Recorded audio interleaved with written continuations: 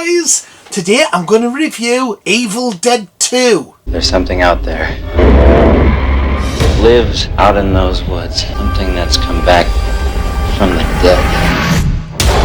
Evil Dead 2 came out in 1987 and it's also known as Evil Dead 2 Dead by Dawn. It's an American comedy horror film directed by Sam Raimi, who also directed the first film. Sam Raimi also co-wrote it with Scott Spiegel. Bruce Campbell also returned from the first film, playing Ash. Evil Dead 2 is considered to be both a sequel and a remake of the first film from 1981. Joseph LaDuca also returned to score the music. It runs 84 minutes and cost $3.5 million. However, it only made back $5.9 million. Many critics considered the film to be better than the original film. Like the first film, The Evil Dead had censorship difficulties due to its high level of violence. The film stars Bruce Campbell, Sarah Berry, Dan Hicks, Kassie Wesley and Richard Domeier. So the plot of this one's almost the same as the first film in the series. So it's really a remake. It's not a sequel. So in the film, Ash takes his girlfriend Linda to a cabin. It's a remote area and they read the book, they summon the demon, just like in the first film. And his girlfriend gets killed, he buries her, and that all happens in the first 10 minutes. And then these other two couples go to the cabin. And that's how the film continues. So I'll be comparing this film to the first film because they're so similar. And this film shouldn't really be called Evil Dead 2. It should be just The Evil Dead 1987. Because it's just a remake, just to use better special effects than in the first film. It's strange that they did a remake because it was only 6 years after the first film. It would have been much better if they'd have just done a straight sequel instead of a remake. Because Ash survives in the first film, they could have easily continued the storyline. And remakes is a bit of a pet hate with me because filmmakers are just cashing in on the first films. Why the hell do filmmakers always make bloody remakes? Can they not think about bloody original to do? Yeah, you're right, Bones. It's bloody non-stop. It's either a remake, a sequel, or a prequel.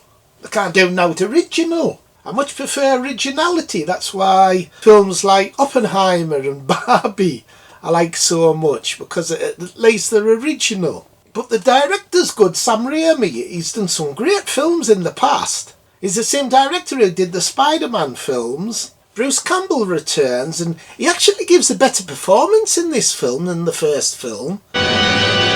Groovy. Gives a very energetic performance. Does the same with his possessed hand. His right hand gets possessed.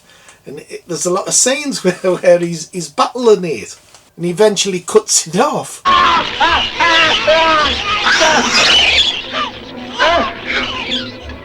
Hey, Phil! It must be awful losing your right hand. How the hell are you going to have a wank? Oh, I'm alright, I'm left-handed. So, although the effects are better in this film, I actually preferred the effects in the first film because it has a grittier feel to it, and it's actually, I found, quite more violent than this film. And there's the controversial tree rape scene in the first film. And there's nothing like that in this one. But I still like this film. It's very fast-paced. It's a short film. It's only 84 minutes. And it goes at a great speed. However, the main problem I had with the film is not just with it being a remake, but the humour. It's just too much of a comedy, this one. They should have had moments where there was serious bits. But they don't, it's humour all the way. It's almost Monty Python type of humour, where there's bits of violence. And it comes across almost like a spoof of the first film, as though they were having a bit fun taking the mickey out of the first film. So it's a pity the humour wasn't toned down a bit. And although the film's glossy looking, I like the look of the first film better. Low budget horror films have this more grainy, almost realistic type of look to them, as though you're actually seeing almost found footage. And it works really well in horror films. That's why you get a lot of low budget horror films, because they can get away with it. The music score's good, done by the same composer of the first film. I especially like the bits where you see a piano playing by itself and you hear the music. That's quite well done. The film does have some standout moments. I like the jump sequence. There's a good jump scare involving a mirror.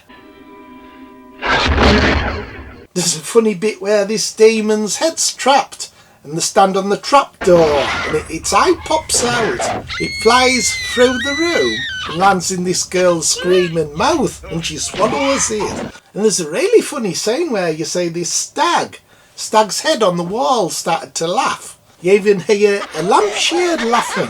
So a really bizarre scene. You also get the demon's point of view shots where it's running through the forest area. You see what the demon's saying. I like them shots. They were used well in the first film as well. The ending's totally weird though. Ash goes through this time vortex and he ends up in the Middle Ages.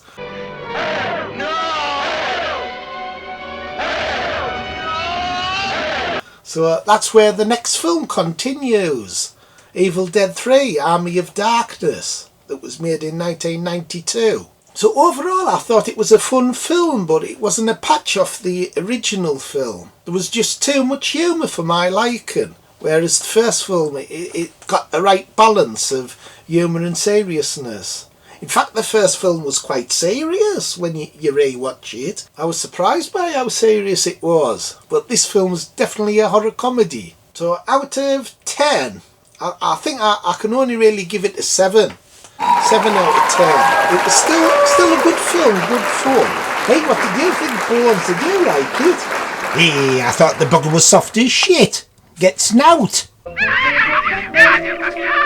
Okay, everybody, bye. Like, subscribe and share. Bye. Bye.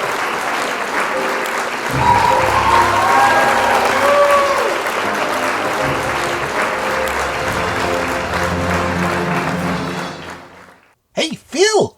I like the poster of the Evil Dead 2. I bet you're going to say that's you in the poster, Bones. No, you daft bugger, that's not me on the poster. It's me older brother, Sidney.